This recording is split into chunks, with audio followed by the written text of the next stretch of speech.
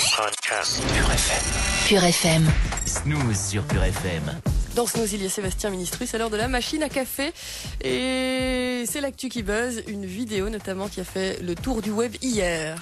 Oui, avec cette vidéo, vous l'avez sûrement vu, avec ce magnifique pétage de plomb, chef-d'œuvre de pétage de plomb exemplaire. Si un jour vous devez péter les plombs, les enfants, au bureau, eh bien prenez exemple sur Billy Joe Armstrong, le chanteur de Green Day. Watch and learn. Green Day qui est fait la promo pour le moment de ses 3 nouveaux albums. Je sais pas si les 3 sortent en même temps, je pense pas. Enfin, en tout cas, le premier vient de sortir. Et Green Day, dans la vidéo, joue live pour une radio de Las Vegas, je crois. Et en face du chanteur, il y a un panneau qui indique 1 minute, 1 minute, 1 minute. Et je crois, 1 minute pour terminer sa jolie comptine. Je crois que c'est un écran pub qui va s'ouvrir, évidemment, et la pub automatique, on sait ce que c'est. Chanter ou parler, vous avez beau, ça part, ça part. C'est pour ça qu'elle est automatique.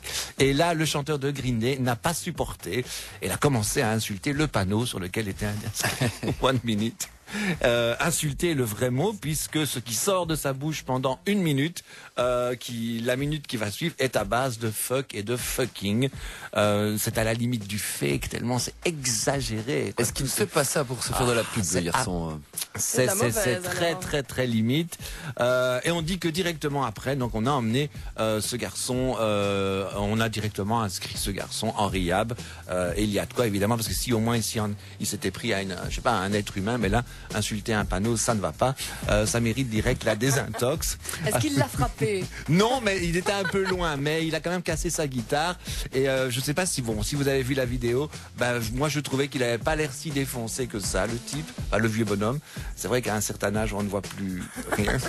On ne sait plus si on est pété ou si on est perdu dans ses souvenirs, comme on dit.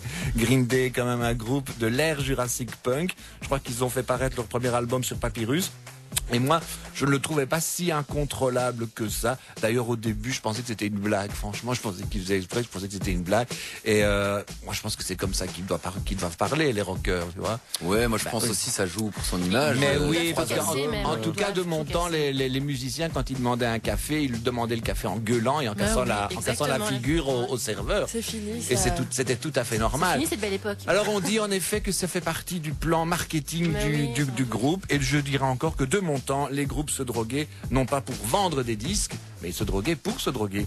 Je veux dire, et pour se payer l'overdose mythologique. Mais ça, quand on y pense, c'est tout aussi con que ce qu'a fait le chanteur de Green Day hier. Cette vidéo est en ligne sur purefm.be depuis hier, puisqu'on est dans l'air du temps. Pardon, excusez-moi. 7h19, c'est des anti-inflammatoires. Vous savez qu'on les prend le matin quand on est un peu malade et alors on dit n'importe quoi. Ce sera comme ça jusqu'à 9h sur Pure et notez qu'on aura un top 3 dental après le flash de 7h30.